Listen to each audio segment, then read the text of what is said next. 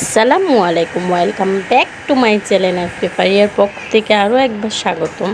তো এখানে আমি প্রথমেই সিলভার কাপ মাছগুলো ভেজে নিতেছি। তো এই ভাজা মাছগুলো ভাজাই থাকবে, আর কয়টা পিস দিয়ে আমি পটলের তরকারি রান্না করব। তো সেই কি রান্না করলাম সেটা দেখার জন্য আমার সম্পূর্ণ ভিডিওটা দেখতে হবে। আর ছিল পটল ডিম দিয়ে ভাজি।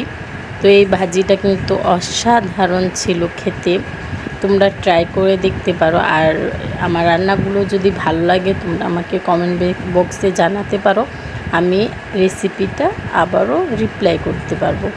আর এখানে নিয়েছিলাম পটল আর আলু কেটে নিয়েছিলাম মাছের তরকারির জন্য, আর এখানে পেঁপে কেটে রেখেছিলাম, এটা রুই মাছ দিয়ে রান্না করব।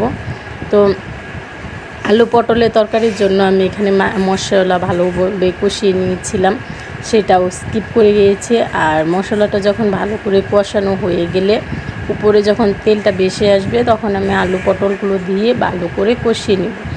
তো ভালো করে কষিয়ে, আর এই তরকারিটা কিন্তু আমি সিলভার কাপ মাছ দিয়ে রান্না করার জন্য রেখেছিলাম।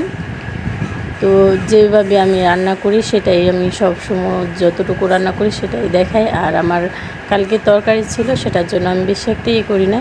তো এই তো পানি দিয়ে আমি ঢাকা দিয়ে দিয়েছিলাম।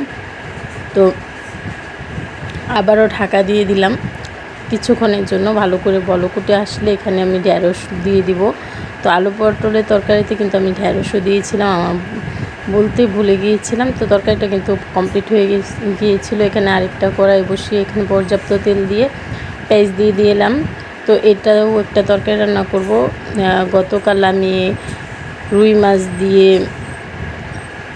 পেঁপে রান্না করেছিলাম, সেটা খেতে অনেক ভালো হয়েছিল। তার জন্য আমার হাজব্যান্ড বলেছে আজকে আবারও পেঁপের তরকারি রান্না করতে, তার জন্য আমি আজকে আবারও পেঁপের তরকারি রান্না করতেছি। আমার কালকের ভিডিও যদি তোমরা দেখো তাহলে বুঝতে পারবে, কালকেও কিন্তু আমি রান্না করেছিলাম, কিন্তু কালকে রান্না করেছি একভাবে, আজকে রান্নাটা অন্যভাবে করেছি। তোমরা আমার সম্পূর্ণ ভিডিও দেখলে বুঝতে পারবে যে আমি কিভাবে রান্না করেছি।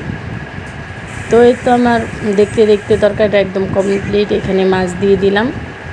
তো এই মাছটা কিন্তু ওই বড় পেটিগুলো থেকেই আমি কিন্তু করেছিলাম। তো সব কিছু অল্প অল্প রান্না করেছি, আর তোমরা আমার ভিডিও দেখলে বুঝতে পারবে আমি কিন্তু অনেক কিছু রান্না করি একদিনে। তো এইগুলো কিন্তু আমার সব শেষ হয়ে যায় না, কিছু কিছু থাকে, সেটার জন্য আমি অল্প অল্প করে রান্না করতেছি ইদানিং।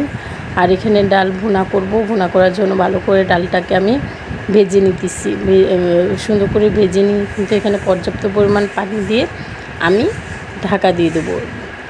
তো এর আগে আমি আরেকটা জিনিস করেছি, সেটাও আমি তোমাদেরকে দেখিয়ে দেবো। আমি ডালের মধ্যে একটা মশলা ইউজ করি, সেই মশলাটা হচ্ছে এই যে এই ম্যাজিক মশলা, যেটা আমরা ম্যাগিতে